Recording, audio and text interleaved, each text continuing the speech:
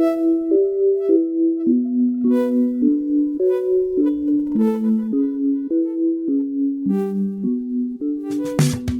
into another episode of the Think Deeper podcast. I'm your co-host, Will Harrop, joined by Joe and Jack Wilkie. We're excited for another episode to get into today. Very, very interesting one. Jack laid out a really good outline here. Before we get into that, we have another book giveaway that we're going to be doing. We're going to be giving away a family worship guide, the book that we put out last year that is 3 months worth of family really more not just devotionals. It's time set aside for you and your family to sit down and study, to sit down and sing, to sit down and pray together. And the way we structured it, the way we put it out is very adaptable. If you have young kids or if you have older kids, it can work for both. And so that's what we're going to be doing for this giveaway. There's going to be a post on the Think Deeper podcast page for which you just need to like, comment, and share. And that by itself will enter you into a drawing. And then we will do that. Jack, when are we? How long are we going to leave that up? A week? Yeah, we'll announce winners on next week. There you go. So we'll announce winners next week. Again, like, comment, and share that particular post, and that will enter you into a drawing for a free family worship guide. So be sure and do that. Is there anything else you guys? Go ahead. When Will says we laid it out this way and we did that. He's way too modest. He did all the work. It's fantastic. If you haven't checked it out, I imagine most of our listeners have, but if you have not checked out the Family Worship Guide, definitely enter, man. It is a great, great book. Great, he did a fantastic job on it, and I believe number 2 is in the works. It is. Yeah. So, we're excited about that as well. Will did a fantastic job, so check it out. I appreciate it. It was one that, we've heard a lot of people saying, hey, this would be really great. And there's, of course, some devotional books and stuff out there, but we wanted to lay out one specifically for families, not individuals, for families. And so that's what we did, and we've got volume 2 coming up soon. Got a lot of books coming up soon. We were just talking off air a little bit about what all is coming up. So stay tuned for that. But guys, I don't think we have any other promotional things to get into. So let's get into this week's episode. Again, a very, very interesting one. One that Jack laid out. So Jack, I am going to hand it over to you to kind of introduce where we are headed with this particular episode. Yeah, so the 4th of July, I was watching a classic scene from Sandlot, the baseball movie, neighborhood kids playing baseball under the fireworks on 4th of July, as Ray Charles' America the Beautiful plays. It's just this great, nostalgic 4th of July scene I like to watch every year. I have to get out of the way here. I have not seen Sandlot. Joe was giving me the business for it. I know it's classic. It's one of those clear play or TV movies, where they'll strain out the language because there's some language. But other than that, sure. A quintessential childhood American experience movie. That's what I've heard. And that's what really I wanted to get at with this. What hit me is kids in the neighborhood getting together, getting into some trouble, playing baseball, having a good time, the camaraderie and all that. And you realize, man, that is so lost when every kid is in their house on the video games all day long. And looking at that, it's like, man, we've lost what it is to be a kid. We've lost so much of that as a society. And then I had another experience where, just kind of the concept of being old. I was reminded again of how much we hate that. We don't want to be old. You don't want to be over the hill. Gray hair, we can't stand. And you think about as a kid, when I, growing up in the 90s, somebody who was 60, they kind of, like 60, 55 even, accepted, all right, I'm getting to retirement age, I'm older, I'm a grandparent or whatever, and not that one's better or worse, but as far as like the way they dressed, like my grandmother's been dressing the same, she's 90 now, since I was born, and she was in her late 50s, and now it's kind of everyone, maintains from 20 to like 68 years old is kind of one stylistic one, and so we don't really know what it means to be old. We don't know what it means to be a kid. We've talked before, and we're going to get more in depth here. We don't know what it means to be an adult either, and we've just lost our way. And so, as Christians, as godly families, we want to look at what does God expect for people in different phases of life. Because I think there's a lot of older Christians who just don't really know how to be elderly, how to be aged, and you might even. Case in point, when I say that, some older Christians, what's the first thing people say? Oh, don't call us older. I'm not an old man. I'm not an old woman. That's an insult. No, that's right. Yeah, it's an insult. Right. Not in the Bible. And so, like, are we being discipled by the Word or by the culture as to what a kid is, as to what an adult is, as to what an older person is? And so, we're just going to look at those things. And the concept, I told the guys is, with each of these, we want all of the privileges that come with them, but none of the responsibilities. As a kid, you get to be carefree and kind of have fun, do what you want a little bit more, a little less responsibility, a little less duty placed on your head. And so we want that part. When we talked about the gentle parenting episode, expecting much from kids, no. We just kind of let them do what they want. As adults, everyone wants the privileges of being an adult. I'm not a kid anymore. You can't tell me what to do. I can eat what I want, go where I want, do what I want. But the responsibilities, I was adulting today, man. I had to pay my bills. Like, yeah, that's life. As elderly people, well, we want the elderly respect, but we don't want to engage and kind of have that.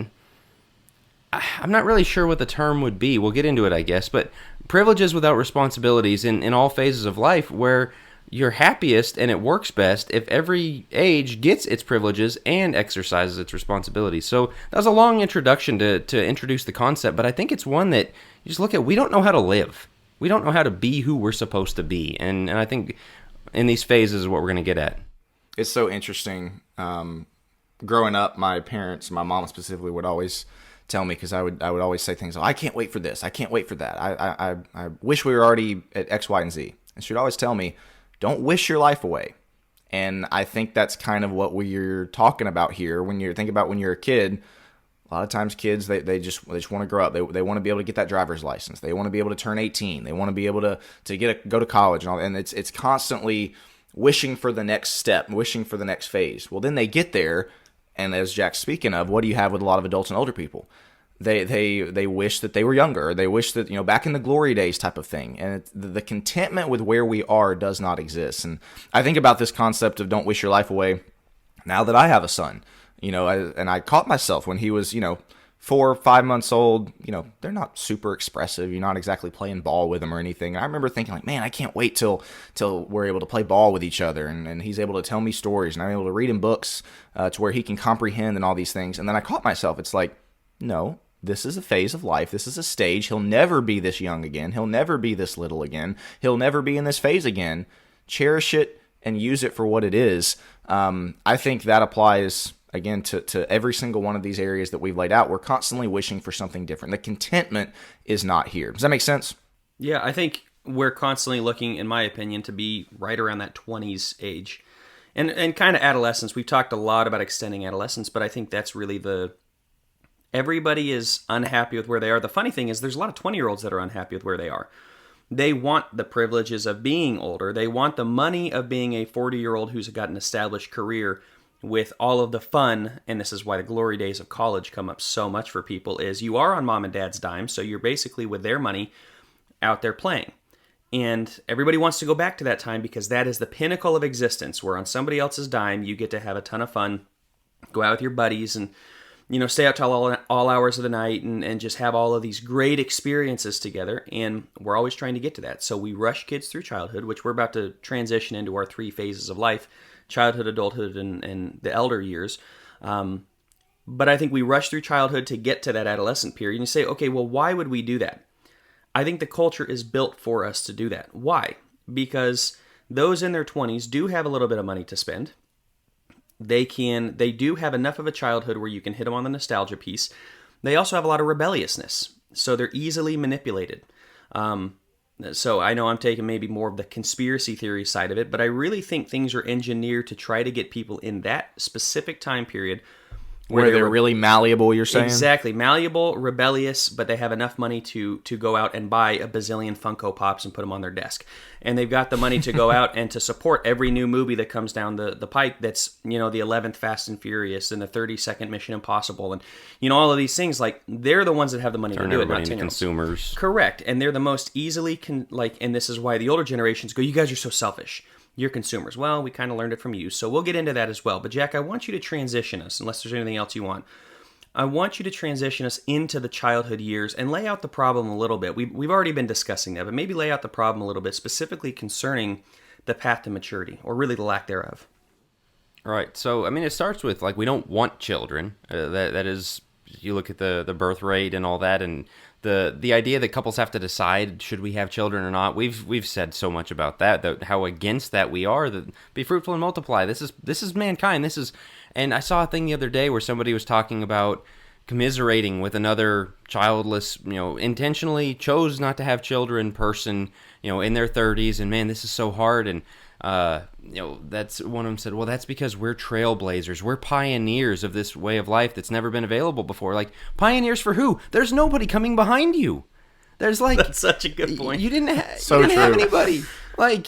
Because the other thing is, you are dependent on other people not making the choice you made, because somebody's going to have to, give your care in the nursing home when you're older. Somebody's going to have to grow food for you. Somebody's going to have to stock the grocery stores for you. I mean, somebody's kids are going to have to do it. This is how humanity works, is we replace ourselves. So we don't want kids. When we have kids, they cramp our lifestyle, and you just see this with so many young couples of all right, how, having a night out, having even some time out for mom and dad is important, but there's kind of this lifestyle that a lot of people have of, anybody I can pawn these kids off on so we can go do our thing, we can keep our lifestyle going exactly as it was before. Your life's not supposed to be exactly as it was before. And so kids get pawned off. And so one of the other ways this happens is the digital babysitter. Let's just stick them in front of the iPad, stick them in front of the TV, stick them in front of the video game, hours a day. That'll handle it for them so I can do what I want to do, what I need to do, take care of the stuff on my own. And so the kid is an afterthought, number one. But number two, with that, when you're not intentionally shaping them, you're not giving them a path of maturity. You're not giving them the discipline they need, the expectations they need, the responsibility. I mean, starting at 2 years old, they should start having responsibilities in the family. Very limited, very low expectations, but hey, you're going to clean up. You're going to be pick up your toys type of thing. Yeah, pick up your toys and age-appropriate responsibility and expectations. And you see this thing where a kid gets to 12 years old and, man, everything has been done for them. They can't hardly tie their own shoes. And this is starting to become an epidemic of kids who cannot cope with the world around them. And there's a phrase, I don't know if we use this on an episode lately or not. It's been on my mind a lot. The thing about you don't prepare the path for your child, you prepare your child for the path. And, whatever life throws your way, you want a kid who is responsible, is competent, is strong, rather than let me just make everything in your life to where you never face any resistance. Well, that's not good. And so you end up with these kids that live with all pleasure all the time. But in a world of intersectionality where, it's actually okay to not get through life. It's okay to, just kind of, I don't know, to be... Weakness is a badge of honor. Exactly. That's a perfect way of saying it. In a world where weakness is a badge of honor, are we harming our kids by teaching them to not be weak? Well, of course, we know that's not the truth, but I think a lot of parents get sucked into the culture where, yeah, it's okay to be weak. And yes, to a certain extent, we had the tough guy culture where it's well, never show emotion. And I'm not saying that's good, but we've swung the pendulum to the other side where weakness is that badge of honor. And from a parental perspective, when we look at it, it's well, the world will take care of you. The world is a brutal place. It's not always going to coddle you. We may be putting things in place right now, but we're not teaching our kids how to live, as you're talking about, and even why we should be doing these things. We only teach them what to do and what to think, and that's what makes them consumers. They don't know how to, get out of the box. And we used to notice this, and yeah, I know we keep referencing other things. We've talked a lot about homeschooling. People get ticked about, they've been ticked at us for saying this, but this is why I believe in homeschooling is not every homeschooler does this, but homeschooling really is a place for you to learn how to get out of the box and to think for yourself. And that's what my parents... Critical thinking. Right, critical thinking. What our parents taught us. Make sure that you are able to view the world with a correct worldview and then build it out from there. And in the public schools, they're not there to teach your kid how to think. They're there to teach them what to think about everything else. And so you grow up, and when you hit the adulthood, which we'll get to, but when you hit the adulthood, you have a difficult time thinking for yourself. Critical thinking skills are out the window. This has to start in childhood, but when there is no path to maturity, there is no reason for critical thinking, I mean, where do you go from there, right? It's getting to the point where, at least for me personally, when I see, say, a 14 or 15-year-old kid that is very well adjusted, that is very socially aware, socially conscious. And when I say socially conscious, I'm not talking about the issues about, I'm not talking about they're big environmentalists. I'm saying they know how to talk to adults. They know how to carry themselves, that it's not all about them. It's kind of an outlier. That's not the norm anymore. And there are several, I guess, hallmarks of kids that, like you're talking, we don't prepare them for the path. We just try to remove all the obstacles for them. You see kids that are so afraid of failure. You see kids that they don't want to mess up, and so they don't take risks. They just kind of stand back and wait to be told what to do. Versus kids that, you know, go out and get a job at 14 or 15, and so they're learning. They're putting themselves in the path of, hey, maybe I'm not going to do super well, but I'm going to learn. Versus the kids that, once again, it's the standardized testing era, right? Like just give me the study guide, give me the answers that I'm supposed to know, rather than let's teach you how to think. Let's teach you how to find the answer. Let's teach you all these things. Yeah, go ahead. But we're squashing creativity in the process because it is the standardized testing. That's part of a kid, is they build these fantastic worlds. I see my son, you know, Harrison's 4 years old, going on 5 soon. And his imagination is so vivid and so wild, and it's just so cool to see. Like, I've lost that, right? But that's part of the growth process is, yeah, you have the artists and whatnot in adulthood, but kids are supposed to. To Jack's point, though, why is it that kids have kind of lost this imagination and this creativity? When you give them iPads at 2 years old, right, and their brains are telling them, I just want to look at this screen. I just want to play on this. I mean, to me, I liken it to the way that a lot of people are writing papers and things right now with ChatGPT. It's like, awesome, I don't have to think. That's what a lot of parents are doing with tablets. Man, if I can give them a tablet for a couple hours, I don't have to think about how to parent them. I can do my own thing. It's very similar. Like, we're removing the thinking. We're removing the creativity. We're removing the imagination because, and not even 2 years old. If you're giving your kid a tablet at 5, 6, 7, you're still very severely inhibiting their creativity and their imagination. I think there's another thing of we're trying to, the whole preparing the path thing is trying to cover up any flaws, cover up any failure, make sure nothing bad ever happens. There's no need for discipline, there's no consequences, anything like that. And that's kind of the gentle parenting thing, is like, well, let's steer you away from that rather than let's correct you and set you where you need to be. But because we live vicariously through our kids, like, well, if my kid fails, that reflects badly on me, so I can't let them fail, and so I've got to jump in there and make sure they don't need the discipline or they don't act up, and that's where you end up with 6-year-olds on heavy medication. Because, they couldn't sit still. Like, yeah, because he's a 6-year-old boy. That's right. They're not made for this. And so we're trying to force them into this thing where they always act the right way. They always, they're sedated in front of a screen, so they're not acting up, making it. No, this is where you have to engage and realize part of being a kid is making a bazillion mistakes, so you can triangulate and that it's our job as, for the parents and for grandparents and the people in their life to say, all right, you didn't get that right. I'm not here to beat you over the head, but let's adjust. Let's go a different direction. Next time, don't do this. And, my daughter, I hate to use her as an example, but it is this childhood thing. She had a birthday recently. Well, then we came to church and somebody had a wrap package and she just walked up and said, "Is that for me? Can I have that?" She's 5. And so I pull her aside. "Hey, pal, if they want to give it to you, they will, but don't put people on the spot like that. That's just kind of a little bit rude." Oh, okay. She's going to listen to this episode in 10 years and be like, "I can't believe he told that story." Yeah, I was his example. Exactly. But it's like that, my job is not to prevent her from asking that question. It's to just give her the guidance. I'm like, all right, we do this. And we create this world where kids can't fail, and we just give them what they want all the time so that they're never upset, they're never unhappy, they never throw a temper tantrum. And when a kid does throw a temper tantrum, it's, what can I give you to make this stop right away? And so you end up with kids that can't handle anything. And so again, we just don't know what childhood's for. And who does that benefit? To stick a kid on Ritalin, to stick a kid on all this medication, and to sedate him in front of a TV. Who does that benefit? Certainly not the kids. In no world would we ever assume that's benefiting the kid. That benefits us because of our selfishness. That's what's convenient. Makes our job to easier. Us. Right. Exactly. And it makes us feel like better parents because, well, my kid's not out burning things down. And instead of actually having to discipline and mold the child, this kind of molds him for us. Or he makes it, or those things make the kid such a whatever you want to call it, docile, docile, exactly. Well, and that just gets to our whole point here of we don't know what childhood's for, and childhood again is not about us. It is not about the people in the prime of their life, and well, okay, kids are there, so we've got to figure out a way to make them less inconvenient. No, the inconvenience is part of it. The mistakes are part of it. The temper tantrums, the bad attitudes are part of it, and you're trying to shape them through it. And this is the biblical part we want to get to here.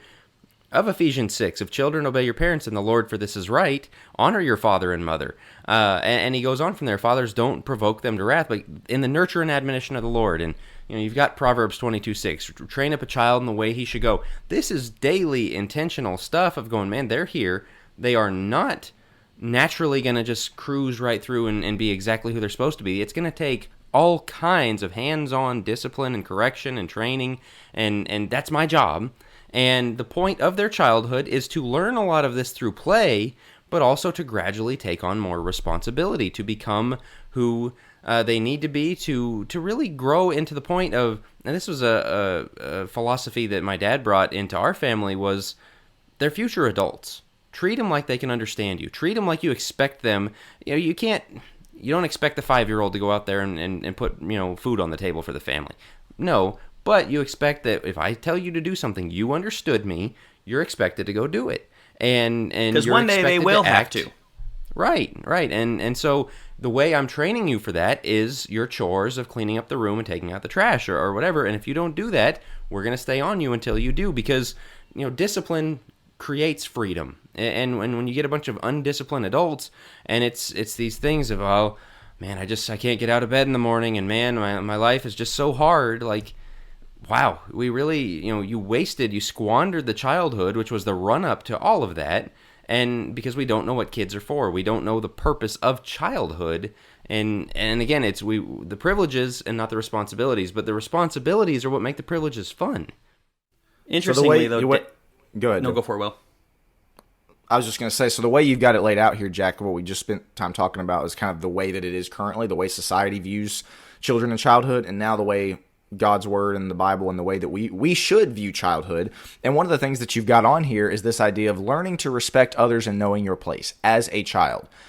I think this is so key, and I've got a question that I want to bring up, because this is something that bothers me so much with the way that a lot of people parent their kids. And I know we briefly talked about it in the gentle parenting episode, but I see parents that they do everything that they can to make sure that their kids, that their self-esteem level is high. And some hallmarks of this are if the parent is talking to somebody else and the kid comes up and interrupts them and needs something, the parent just stops talking to the other person. Oh, what do you need? Immediately goes to see what the kid needs. You see things like where the kid, if somebody doesn't call them on their birthday, it just wrecks the kid's world. You see things like, once again, where the kid just grows up thinking everything's about them, that the world revolves about that they can only ever watch the movies and things that they want to watch. And this is something that when you got on here, learn to respect others and know your place, something I'm so prayerful that I'm going to communicate to my kids is that, look, you are incredibly important to our family. You are incredibly important to me as your dad. The world doesn't revolve around you. It is not going to be the end of the world if you don't get to do exactly what you want to do on your birthday. Or again, like if I'm talking to an adult, you can wait. You don't have to interrupt me. But I see these parents that everything's about the kid, making sure the kid feels important, making sure the kid's self-esteem level is high. We got into this discussion when we were talking about, making every single one of your kids' soccer games or events to just make them feel like they're the most important.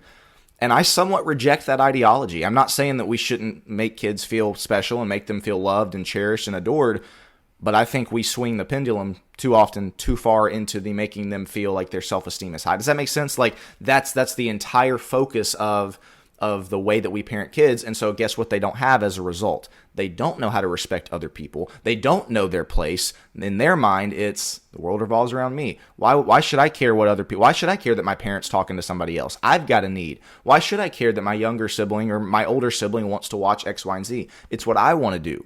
Does that make sense? Like this learn to respect others and know your place thing, to me, again, I'm so prayerful that I'm going to be able to communicate and teach this to my kids because I think it's so lacking for a lot of kids. Well, there's just quickly, this sets them on the right footing for their relationship with God, right?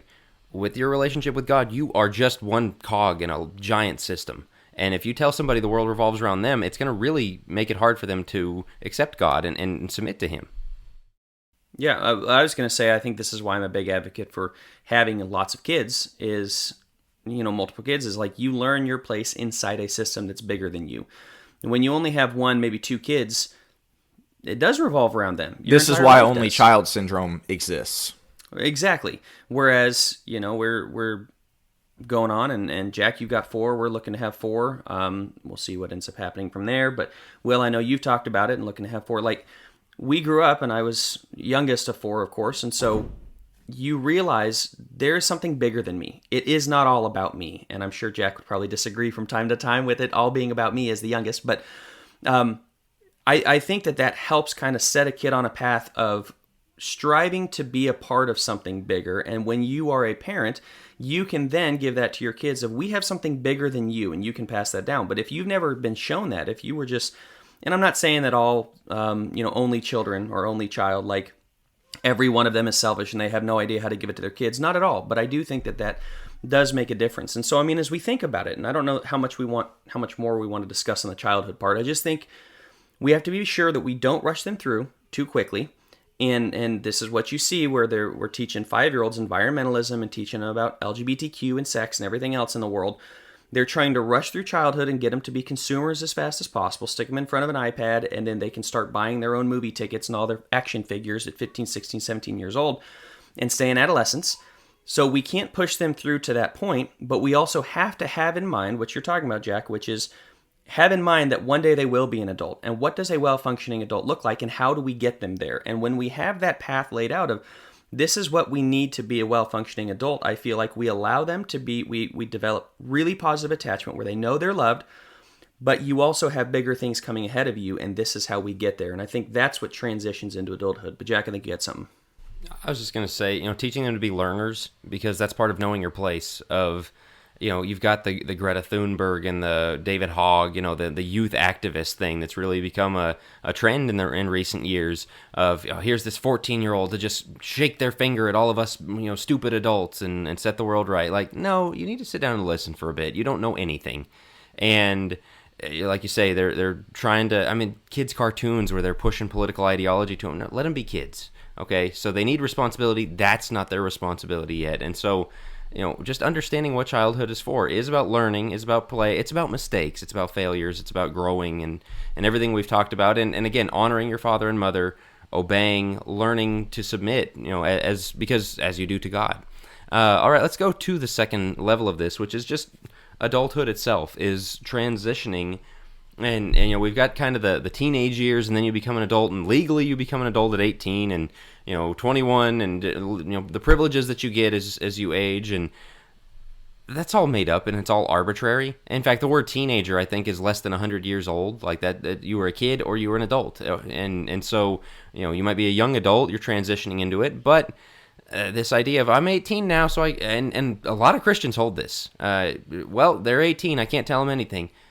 Are they an adult? Do they act like an adult? Are they prepared at 18? And I'm not saying that at 18 somebody can't be. I at 18 wasn't an adult, and so like there's a lot of people where that's the case, but we just think, well, they hit the magic number, and so we can't tell them anything. Like they just do what they want. No, adulthood is a state of maturity, is accepting responsibility, and so now you end up at this point where you got 35-year-olds that aren't adults. Go ahead. Well, we've talked about this before, but this is the importance of rite of passage. We don't have any rites of passage, so we don't know when somebody has passed from a kid into an adult these days. And there used to be, and I don't agree with all of them, obviously, but there used to be clear rites of passage where it's like, this is how you're passing into it. And the world kind of defined their own. I would say we as a church need to define what the rite of passage is. And when you're not getting married until 30, and you're not really choosing a career until 25, you're going to college to just party and have fun for 4 years. Exactly it. At what point do you pass into adulthood? So at 22, you're graduating college, but let's be honest, we knew nothing about life at that point, at 22. And so what used to be, people would start working 16, 17, 18 years old, and by 22, they got a wife and kids. Like, they're clearly an adult, and nobody's taking that away from them. Now we have 22-year-olds coming out of college who have no life experience. They came out with a liberal arts degree that is going to get them a job at Starbucks, and like they have no life purpose either. So, yeah, I know I'm coming out hard on that, but truly, at what point did they pass into adulthood? So, well, you're an adult, you can do what you want. Yeah, but you're not showing it. You have no maturity to make adult decisions. The purpose thing is the real big question here, is what is the purpose of being an adult? Good point. I would say, as you get there, the purpose, in my opinion, be fruitful, multiply. I think that comes in. Take dominion. This goes back to Genesis 1 and 2. When you're ready to take dominion in your areas of life, and now responsibility is being passed to you, no longer as, as a child, you get to look to your parents and they take responsibility for you. Now you're taking responsibility for yourself, and the goal is to take responsibility for others, in my opinion, which is that dominion mandate and the be fruitful, multiply. So I think that would be my answer. Well, Will, what do you think? This is so interesting to me, and I'll reserve my answer to that question for just a second. But as I was thinking about it, we were discussing the fact that far too often we rush children into adulthood far too quickly. We rush them out of childhood and into adulthood. But then what do we do with our 17 and 18-year-olds? It's almost like we try to hold them back from adulthood as long as possible, right? And so it's that weird balance of we push kids really far ahead, but then our 17, 18-year-olds, it's like, well, let's push them towards going to college for 4 years and just kind of having fun in the social clubs. And I'm not trying to be anti-college here, but it's like we don't push them to embrace adulthood. And so a lot of young people, as I'm just thinking of a lot of the ones that I know, they're not yearning for the gifts of adulthood. They're not yearning for the responsibilities of adulthood. They're wanting to stay in their adolescence, their immaturity. They're wanting to be young at heart forever. And so I think a lot of this is, if you have a kid that is 17, 18, and they get a job, they get married within a year or two, how fast does that grow them up? How fast do they mature? Pretty quickly. Why? Because they embrace what it means to be an adult at an earlier age. I'm very confident. I got married at 19. I'm very confident that if I had waited till 22, 23 to get married, I probably would have done a whole lot more immature things, and I would have matured a whole lot slower. But because I again, this is not to pat myself on the back here, but because I embraced adulthood, I embraced providing for myself and then providing for a family, providing for my wife at age 19. I mean, that kind of pushed me into adulthood without trying to rein me back and keep me in the immature, having fun, let me just kind of live for myself and enjoy my freedom type of years. That I think that's what a lot of young people do. And so 22, 23, go ahead. You're bringing up a fantastic point, because this flows perfectly from our view of childhood. We can't let kids fail. We can't let them be the kid that's at the end of the bench. We're going to take them to a different team because the coach wasn't nice to them. We're going to go get mad at the teacher for giving them bad grades. We're just going to, as we said, we're going to set up life so they can't fail. So then they get to adulthood and go, I'm not ready for marriage. I'm not ready to have kids. I'm going to put that off until I am ready. That's not how it works. As you're saying, You learn on the job. And if you raise a kid the right way, where they realize, I don't have to be perfect. I just got to keep going. I've just got to point myself in the right direction. And if I fall down, get back up. It's the same thing, when you're going into marriage, when you're going into having kids, of, man, I'm just going to wait till I'm ready. Well, what does ready look like? How are you going to know when that is? It's the same thing people say, like, I'm waiting till I'm ready to have a kid. You'll never be ready if you wait that long. Well, and as you perfectly illustrated there, the readiness develops as you go. As you become a parent, like on day one of having a baby, it's like, wow, I have been insanely selfish and I just didn't even realize it. Because now I've got somebody who's fully dependent on me, and you know what? Sometimes it gets on my nerves because I'm a selfish person. I had no way of knowing that until I had the kid. And so I could say, man, I am perfectly ready. And that kid comes out and it's like, oh, I got work to do. That's how it's going to work. And right. Because we don't understand that childhood is training for how to fail and get back up again, you get to adulthood and you're so afraid to fail at anything, you don't do anything. You don't embark on these things, that you don't live life. And so the whole purpose of life, rather than contributing, blessing others, becoming a spouse, becoming a parent, becoming an involved part of your church, it's what Joe said earlier in the episode, it's consumerism. What do I enjoy? What is my identity piece? And, it's a chicken or the egg thing. It really is a result and not the cause, but the social media profile is the perfect illustration of this whole thing. Let me curate my life as to who I want to be. I want to present myself as this kind of person. And so we spend our lives thinking about, who am I? What are my hobbies? What are my things that I like, that I want people to think of when what they are the think things of I can me? advertise, right? Right, and that I can put out, I'm the traveling person, I'm the foodie person, I'm the photography person, I'm the sports person, I'm the music person, I'm the movie buff, I'm the this, I'm the Disney person. We know people like that. Whatever it is, and no, what you are as an adult is the value you're putting out into the world. The job you're working, what you are as a spouse, as a parent, as a church member, as a community member, like, that's where your real fulfillment is going to come, is by contributing something to the lives of others, not by putting a spotlight on yourself and saying, look at me, everybody, look at my hobbies and who I am and how great I am. It takes a discussion in a different way, but I think a lot of this comes from a works-based salvation of failing to understand grace and failing to understand we will get it wrong, and that's okay to get it wrong.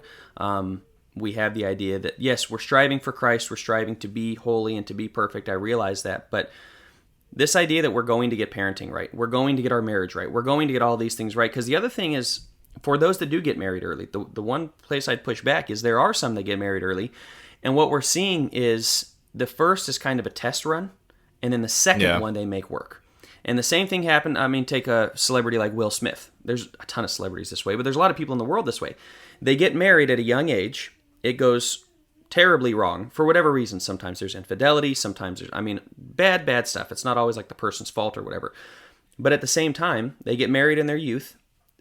It's difficult to make it work at a young age when you don't have the skills, you don't know how to fail, and so it feels like a failure. You divorce, and then the second one, you either get into an MDR situation where, well, we can't get remarried, or you just go ahead and do it anyway, and that's the one that lasts for 40 years.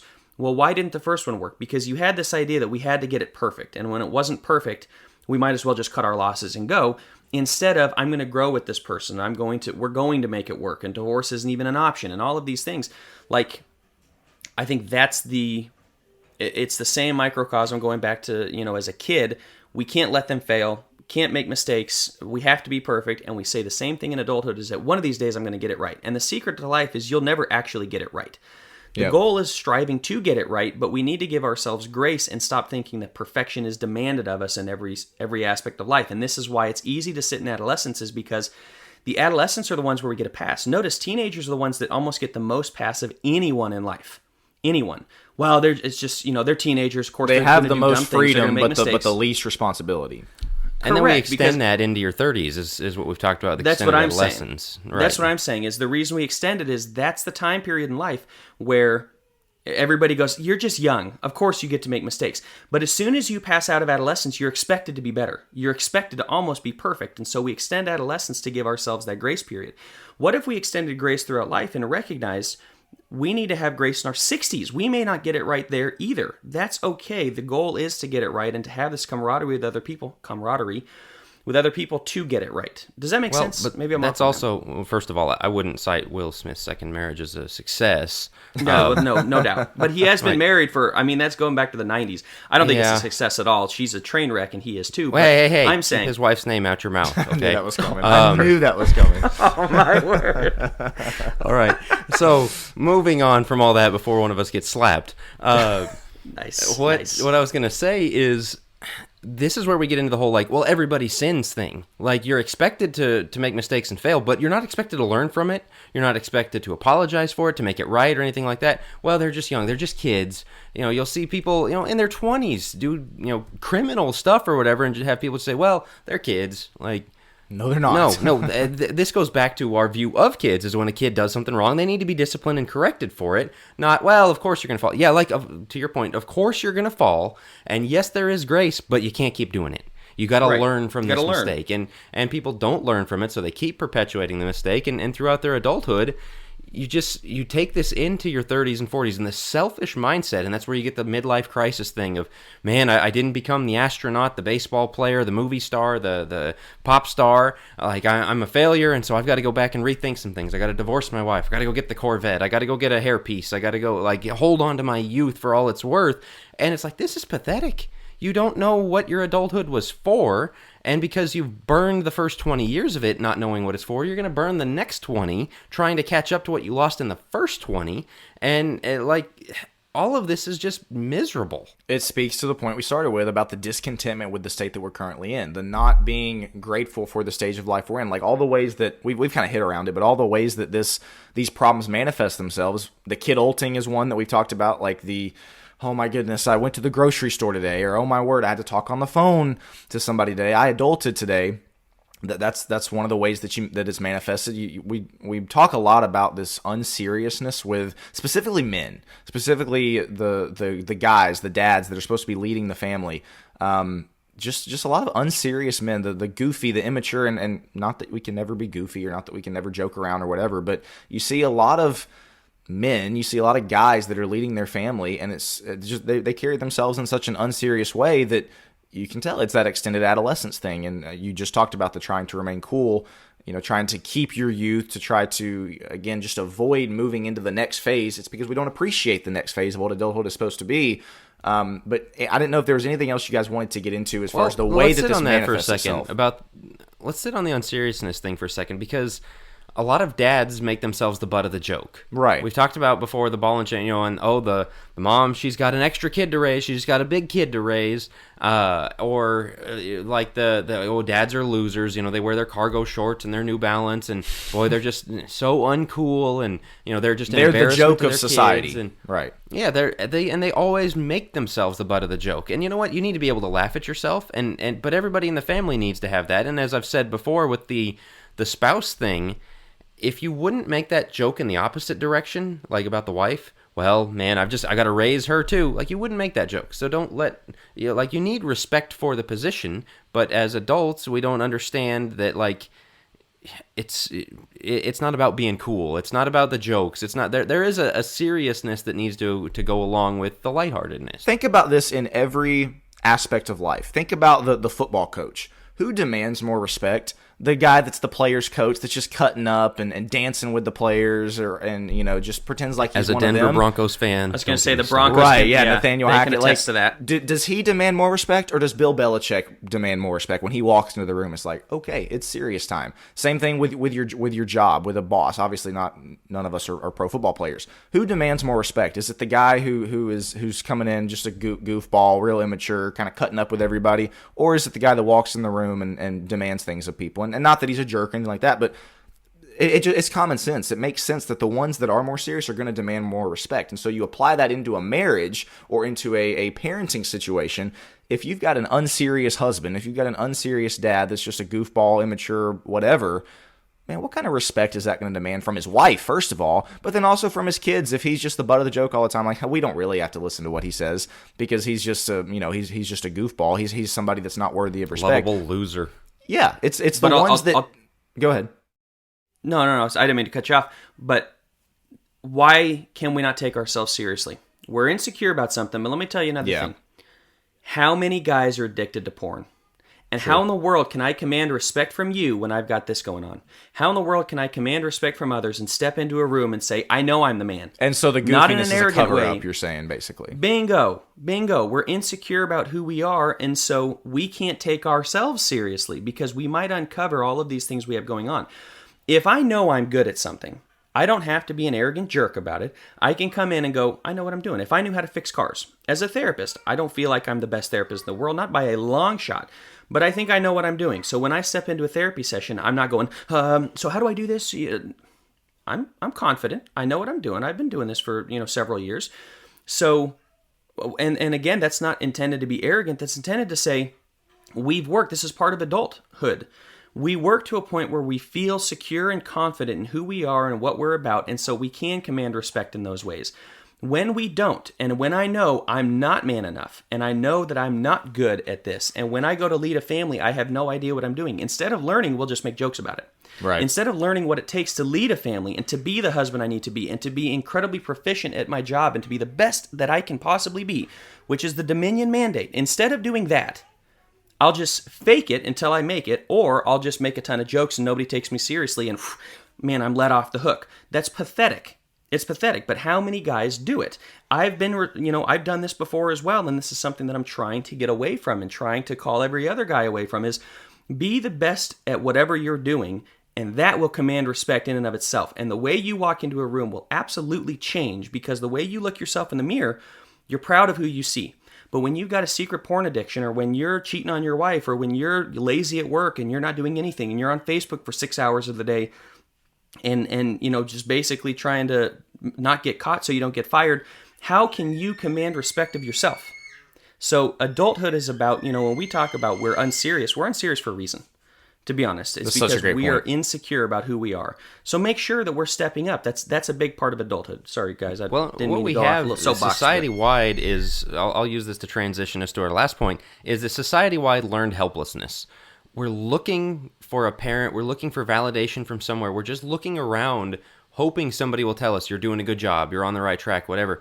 And because, a lot of folks didn't get that in their childhood. They weren't raised with that affirmation, with that love, that just teaching them to be a respectable person and a firm person who's confident in who they are, because we're just generations deep into bad parenting, a culture of divorce, all kinds of things like that.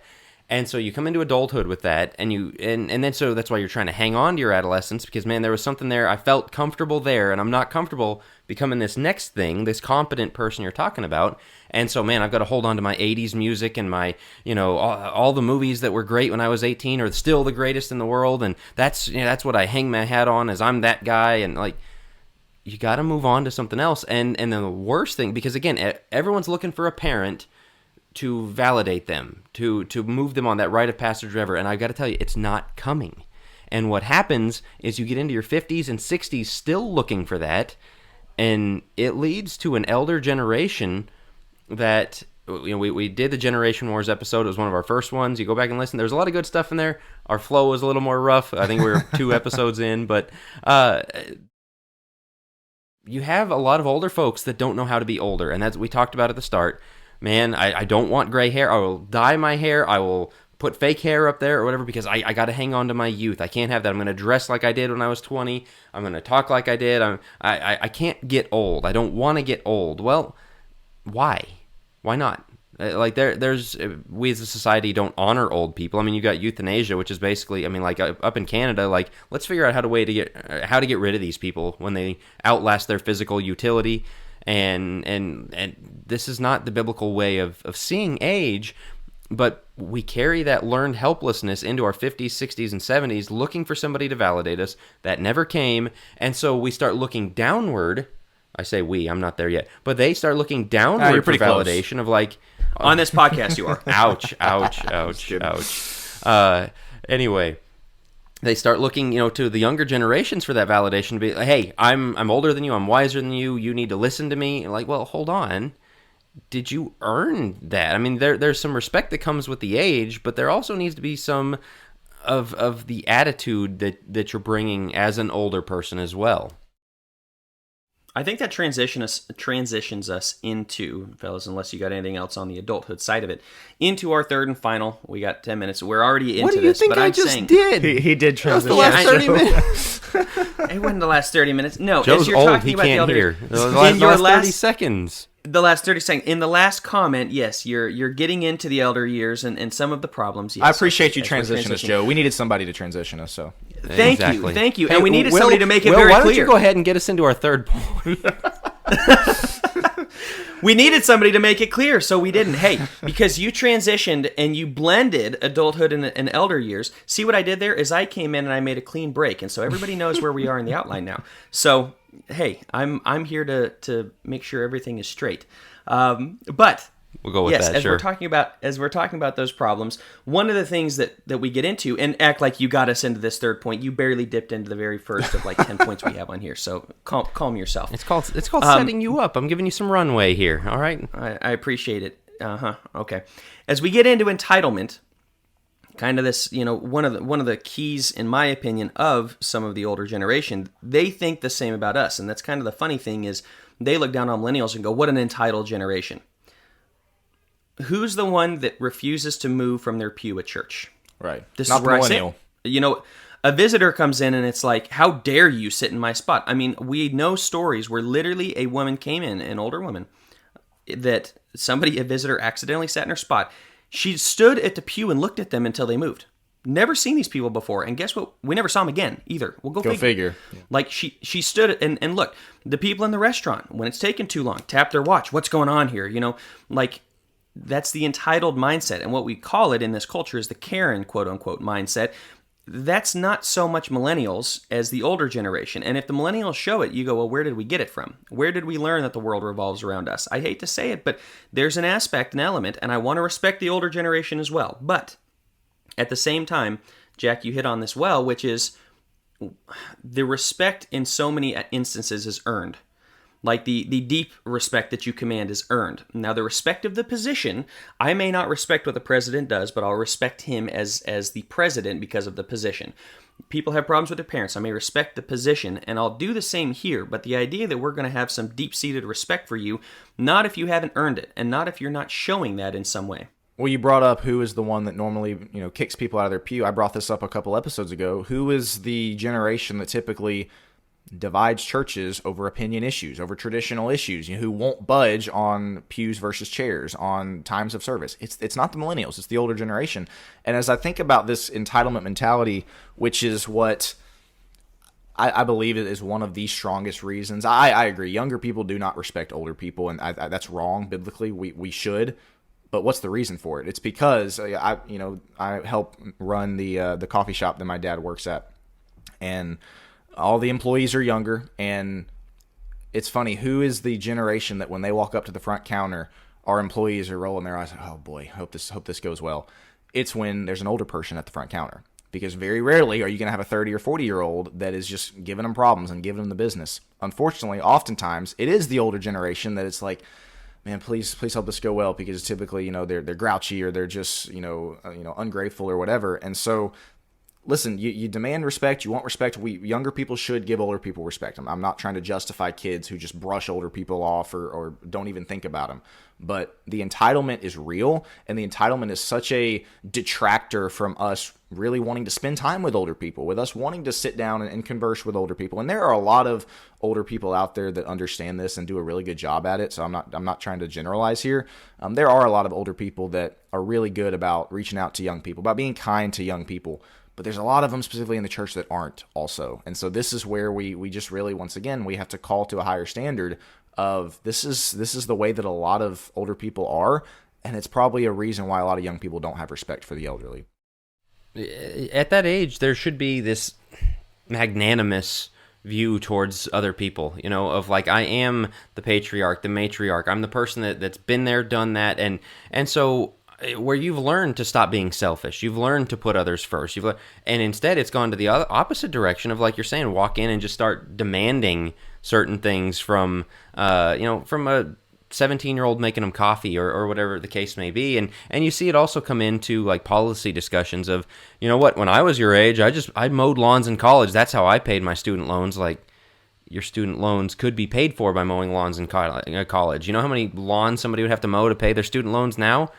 They'd be doing it for 40 years. I mean, like, that's half of America. Or, well, you just go down to the local hardware store and give them a firm handshake, and you'll have a career that'll buy you a house and a car and all that. Like, no, you just lazy entitled people, while people are running around working a job and 3 side hustles trying to keep their family afloat.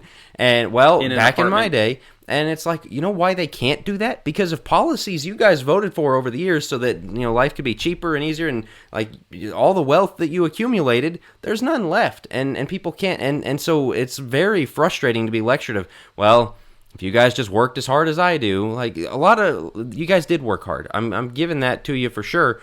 The world is not the same, and what you would expect from that older magnanimous person is to look and listen and go, man, it's a lot harder than when I was a kid. Things have changed a little bit. It's a different world. And you know what? I had my challenges. You have yours. And so, like, how can I help? Or, that's hard and that's difficult, rather than, well, you're just all lazy, entitled, selfish. Like, have a little self-awareness here. It's very frustrating to deal with somebody who just thinks they're better than you in every single way and won't stop to listen to you in that sense. And this is part of wisdom, is being willing to look at the younger generation, not with rose-tinted glasses, but certainly not with the, I don't know if you want to say the black-tinted glasses, where you refuse to see anything they do well. Part of wisdom is understanding what they're going through. And I think they look at, well, wisdom is me having a few quips that I can pass down, and that's going to just change their life if they just listen to me.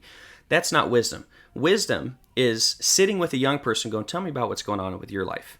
And then you can impart that wisdom, but you don't know what I'm going through. You don't know the economics. You don't know how difficult life is these days. And it's like, oh, they're complaining. I'm not complaining. Life is what it is. We're having our own challenges. But until you understand the challenges we have, please don't come in with these quick quips and act like we're stupid, act like we're entitled, act like we're lazy. All of these things, that's so demeaning, and it's like no wonder why we don't have a good relationship with the older generation. Think about the disconnect there with what you're talking about is why older people, for some reason, and younger people, there's just a disconnect there, and a lot of it's what you're saying. But I think about Titus 2, and we've referenced that, goodness, 100 times probably since the start of this podcast. But we've referenced before, older men, older women are to teach the younger women and younger men very specific things: how to love their husbands, how to be discreet, chaste homemakers, how to be sober. You think about if I wanted to teach Jackson, my son, and I want to teach him how to play football, but I went back to the way football was played in 1970, 1980, and I said, all right, Jackson, this is how you play football. He would look at me like, I'm sorry, what? That's not what I see on TV right now. Why are you teaching me this way? Same thing with basketball, or same thing with, you could list a bunch of things there.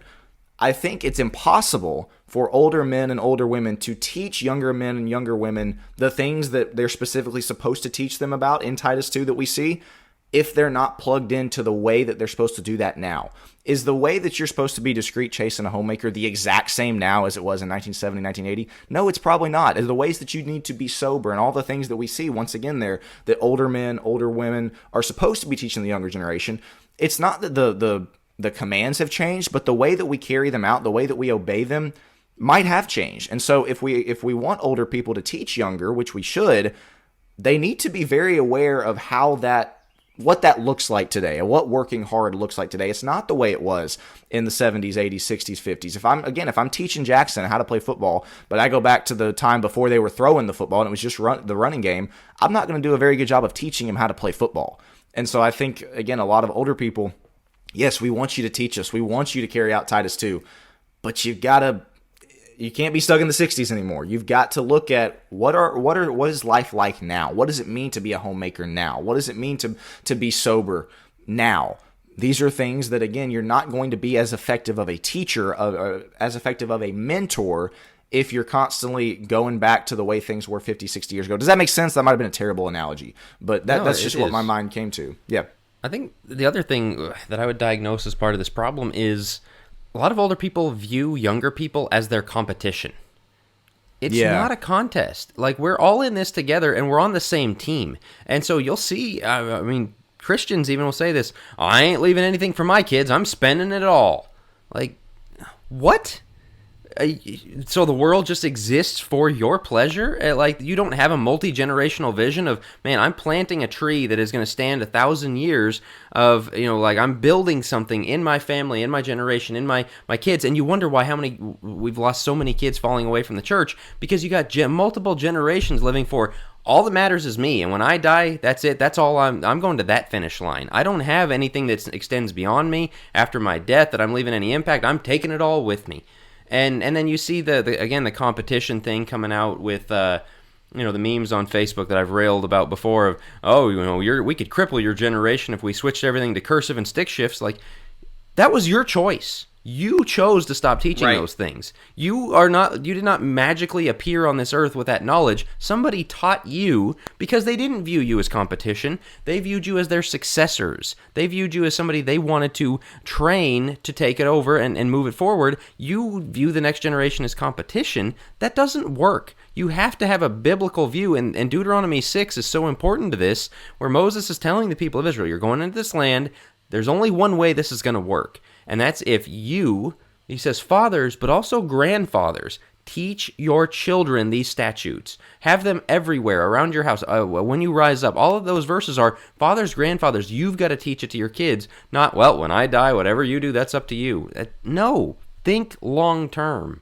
You're talking about how it affects society with the stick shifts and the cursive and things like that. Think about how it's impacting the church. Shameless plug. I wrote an article for our Focus Plus subscribers, and I titled "The Battle That Satan is Currently Winning." And what I talked about is Satan has succeeded in making churches, making congregations, making older generations not think in terms of multi-generational faithfulness. We don't. And if we say we do, what we mean is, we send them to exposure. We send them to CYC. We give them youth group stuff. And so that's our multi-generational faithfulness. That's ridiculous. We've got so many people who don't think in terms of multi-generational faithfulness. They don't think in terms of how are we going to do what we see in the Old Testament, which is God, when he's handing Israel the promised land, he's not saying, man, take it, use it, enjoy it. He's saying, you make sure you pass it on to your kids. You make sure your kids know what I did for you. You make sure your kids know everything that you went through, that we went through, going through the Red Sea, crossing the Jordan River. Make sure your kids know these things. That was such a point of emphasis so that your kids don't forget. We don't think that way in the church. And again, when we say we do, we just mean we send them to youth camp and we have youth groups. That's not what multi-generational faithfulness is.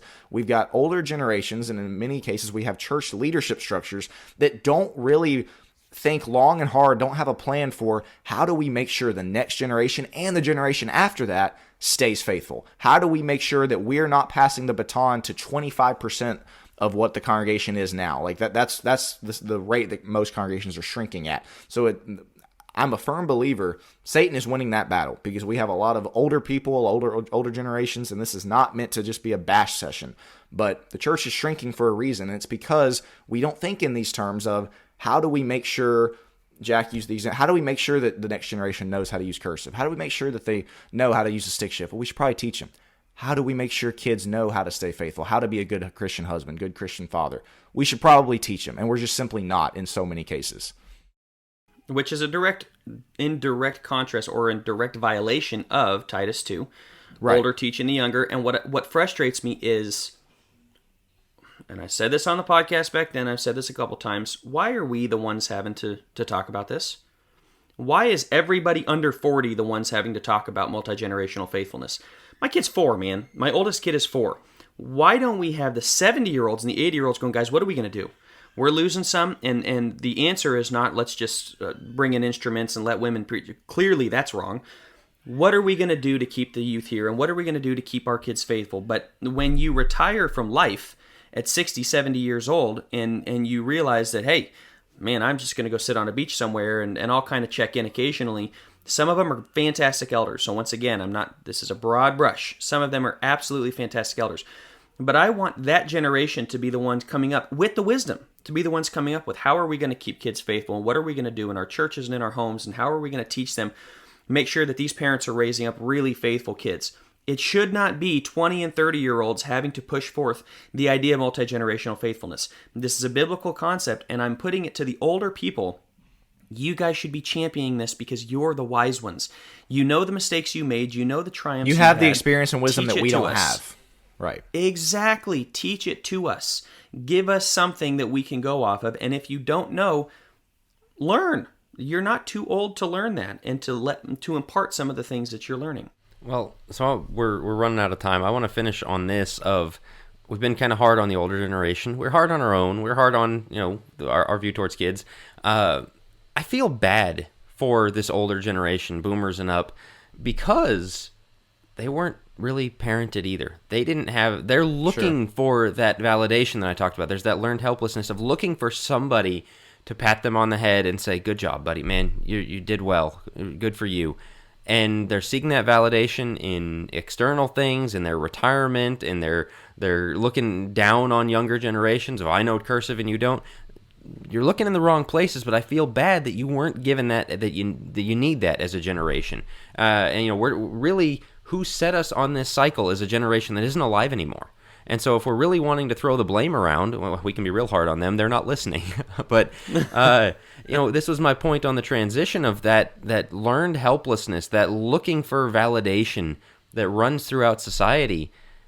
It's not coming. And hopefully our generation in really in putting that into our kids can break that cycle. But the best thing that could happen is if you are an older Christian right now, realize I don't need that validation. That validation comes from God. It comes from what I've contributed to society and to my family and all that. And the best thing I can do now is not look to them for validation, not look and selfishly say, I'm spending all your inheritance and, I don't care. think multi-generationally. Think, how can I help my kids and grandkids? And if you don't have kids and grandkids, how can I help the young people at church? How can I use what I have, the gray head of wisdom that is a crown, Proverbs 16 talks about, and all these verses that we didn't have a chance to get to, that talked about the beauty of age, that I'm not afraid of aging. I want to be that older person who can help other people and be a father and be a mother to them. It's so important, and we need that from you. It's not just 7-year-olds mentoring 16-year-olds. It's 70-year-olds mentoring 50-year-olds and 40-year-olds. Exactly. It's the just, we think older teaching younger. We think 75-year-olds teaching the teenagers. That's valuable and needed, I would say. But also the generations right below them. The again, 45-year-olds, the 50-year-olds who are right smack in the middle of raising their kids. They need to be taught and mentored and have wisdom shared with them as well. So with that, I'm going to go ahead and get us into our third point, talking about older people here. Shut up. Just kidding. All right. No, but that's all for this week. I'm looking forward to seeing our comments on Focus Plus that we can get into deep end later this week, because I think this is a fascinating topic. And so if you're a Plus subscriber, join us in there, drop some comments, and we'll record our Deep End podcast for the end of the week. Get them in by Wednesday night. If you're not a Focus Plus subscriber, join up. It's again, all kinds of content going up all the time, and you can have access to the Deep End. You can join the discussion as part of this episode. And so focuspress.org/plus PLUS. Check that out. As always, no, not as always. As a reminder, we are doing the book giveaway, Will's Family Worship Guide. The Think Deeper Facebook page, go check that out. And if there's nothing no, we're else, not worshiping Will's family. Sorry. What? Will's Family Worship Guide. It was just funny when you said Will's Family Worship Guide. Family Worship Guide by Will. There you go. We'll do a giveaway of those, so check that out, and we'll talk to you guys next week.